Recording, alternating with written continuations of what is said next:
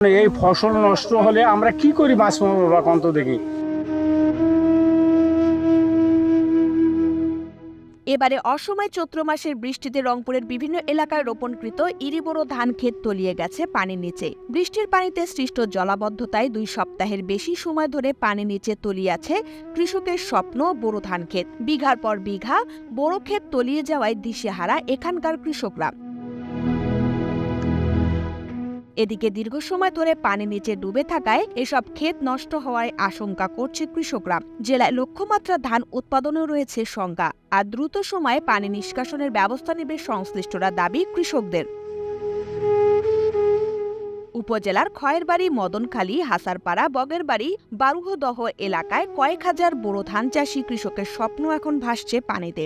আখিরা নদীতে নির্মিত বড় বিলের স্লুইস গেটটি বন্ধ করে দেওয়ায় বন্ধ হয়ে যায় পানি নিষ্কাশনের ব্যবস্থা। আর এতে করেই উজানে জমে থাকা পানি 10,000 হেক্টর রোপণকৃত বোরো ধান ক্ষেত এখন পানির নিচে। দ্রুত সময়ে পানি নিষ্কাশনের ব্যবস্থার দাবি কৃষকদের। অনেক কৃষকই ধার দেনা করে করেছেন বোরো চাষাবাদ, আর এভাবেই চোখের সামনে নষ্ট হতে যেতে বসা ফসল মানতে পারছেন না কৃষকরা। খালি ধান গেল, আমার গরু বাছুর আছে, আমার পরিবারও 7-8টা গরু আছে, এ খেয়াল খড়ি করে পাবো। আমার মতো হাজার হাজার ভাইয়ের হলো জমি নষ্ট হয়ে গেল এই ধান পানি। আমরা চাইছি সুইচ গেটের ওখানে একটা পাল্লা তোলা হোক, ওই পীরগঞ্জ সুইচ গেট।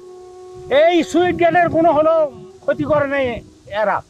ওই পীরগঞ্জ এটা যখন খুলি দেয় ওখানে যা পানি ধাক্কা করে, আমরা ওখানে ছুটি যাই, যা কই যে ভাই একটা কাপাট খুলি দেন, আমরাও বাঁচি, তোরা বাঁচো। কি কৃষক লক্ষ লক্ষ মন ধান এখান থেকে মাড়াই করে তোলা হয়।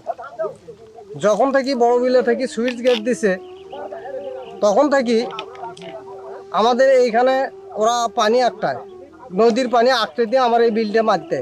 বৃষ্টির পানিও আর ওরা বাদ সুইচ গেট বন্ধ রাখছে, বন্ধ রাখার কারণে পানি বের হওয়ার কোনো অপশন নেই। ওরা ওই সুইচ গেট বন্ধ রাখছে। এর আগে বের হয়েছিল, সুইচ গেট দিয়ে বের হয়েছিল, ওরা পানি হওয়া থেকে সুইচ গেট বন্ধ রাখছে।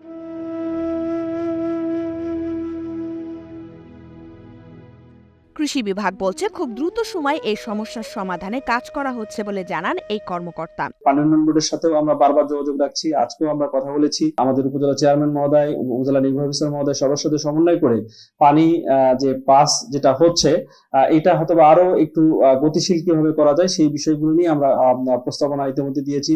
বিশেষ করে রামনাথপুরের কালীতলায় ওই জায়গায় পানি যদি এটা হচ্ছে সর্বশেষ পয়েন্ট, সর্বশেষ পয়েন্টে যদি পানি আরো একটু বেশি করে পাস করার ব্যবস্থা করা যায় তাহলে আমাদের মদনখালী এবং পৌরসভার যে জায়গাগুলো রয়েছে সেগুলোর এই বড় ফসলের যে তুলনামূলকভাবে যে ক্ষতির যে বিষয়টা সেটা অনেক কমে যাবে বলে আমরা বিশ্বাস করি।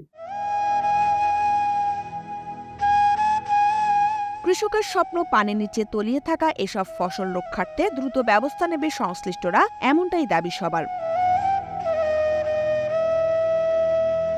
পীরগঞ্জ প্রতিনিধি মিফতাহুল ইসলামের পাঠানো তথ্য ও ভিডিও চিত্রে ইন্দ্রাণী মুখার্জি, বায়ান্নর আলো।